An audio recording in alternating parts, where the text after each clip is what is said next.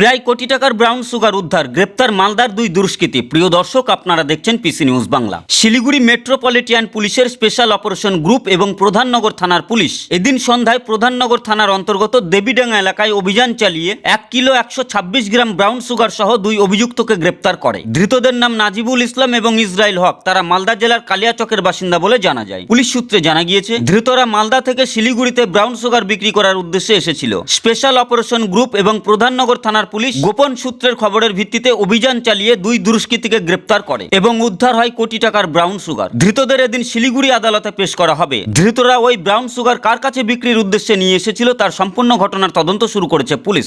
Bureau report, PC news Bangla. Sunrise সোয়াকারি মশলা এখন অল টাইম ফেভারিট। শুভ সংবাদ, ব্যবসার বিজ্ঞাপন দিতে চান কিন্তু মাধ্যম পাচ্ছেন না? নিজের ব্যবসার বিজ্ঞাপন দিয়ে পৌঁছে যান লক্ষ লক্ষ মানুষের কাছে।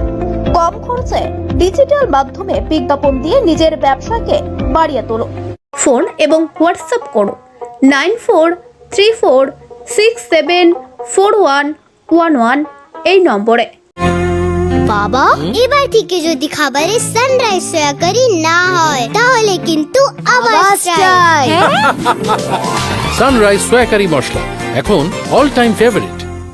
পিসি নিউজ বাংলা চ্যানেলটিকে সাবস্ক্রাইব করো, লাইক করো, কমেন্টস করো এবং তোমাদের গুরুত্বপূর্ণ মতামত জানাও এই ভিডিওর নিচে।